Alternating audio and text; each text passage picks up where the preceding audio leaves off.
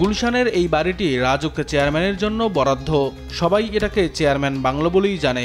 এই বাংলোতেই ওঠার কথা ছিল সদ্য নিয়োগ বাতিল হওয়া ও স্বৈরাচারী শেখ হাসিনা সরকারের আমলে চুক্তিবদ্ধ হওয়া সংস্থাটির চেয়ারম্যান অবসরপ্রাপ্ত মেজর জেনারেল সিদ্দিকুর রহমানের। গেল ৫ এপ্রিল নিয়োগ পাওয়ার পরে এই চেয়ারম্যানের জন্য বাংলোটি সংস্কার করে বাস উপযোগী করার উদ্যোগ নেয় রাজুক। একটি কমিটি গঠন করে প্রকৌশল বিভাগ পরিদর্শনে গিয়ে বাংলোটি সংস্কারের জন্য ৩০ লাখ টাকা সংস্কার ব্যয় নির্ধারণ করে। রাজুকের সভায় ভবনটি সংস্কার করা আর নতুন ডিজাইন করার নির্দেশনা দেয়া হলো, সেটা অমান্য করে সংস্কার কমিটি। করেনি কোনো নকশাও। কমিটির আহ্বায়ক মোস্তাক আহমেদ ও সদস্য সচিব রাহাত মুসলিমিনের মৌখিক নির্দেশনায় কাজ পায় রূপসা অ্যাপার্টমেন্ট বিল্ডিং প্রকল্পের ঠিকাদারি প্রতিষ্ঠান ন্যাশনাল ডেভেলপমেন্ট ইঞ্জিনিয়ার্স NDA। আহ্বান করা হয়নি কোনো উন্মুক্ত দরপত্র।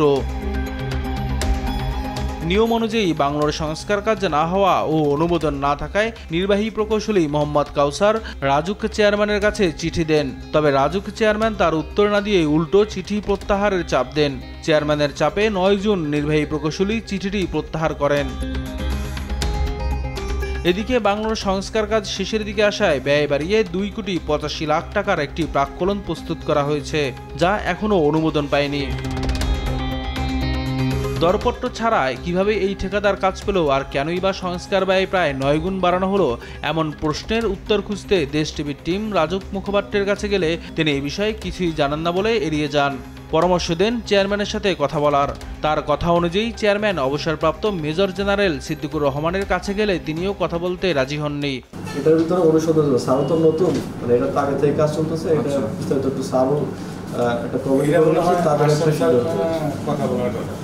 চেয়ারম্যানের অগোচরে এমন কাজ করা সম্ভব কিনা এমন প্রশ্নের উত্তর জানতে দেশ টিভির টিম মুখোমুখি হয় একজন প্রকিউরমেন্ট বিশেষজ্ঞের। তিনি জানান, চেয়ারম্যানের সুপারিশ ছাড়া এই কাজ করা সম্ভব নয়। কেন এই অনিয়ম খোদ রাজুকের মধ্যেই তার সুষ্ঠু তদন্তেরও দাবি জানান এই বিশেষজ্ঞ।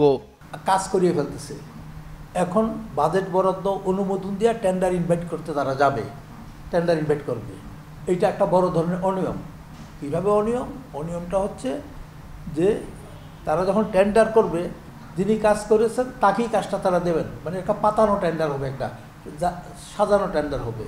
এটা যদি টেন্ডারিং করে, যেখানে বর্তমান সরকারের পলিসি টেন্ডারিং করা, সেখানেও তারা টেন্ডারিংও তারা জালিয়াতি করবে।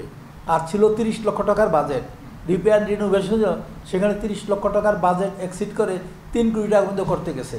সেটা অবশ্যই চেয়ারম্যানের সুপারিশ, তার রিকোয়ারমেন্ট অনুযায়ী করছে, তার চাহিদা অনুযায়ী তারা এটা করেছে। এদিকে এখন টেন্ডারের মাধ্যমে দরপত্র ছাড়া কাজ দেয়াকে বৈধ করার পায়তারা চলছে বলেও অভিযোগ উঠেছে। নিয়াজ মোরশেদ, দেশ টিভি, ঢাকা।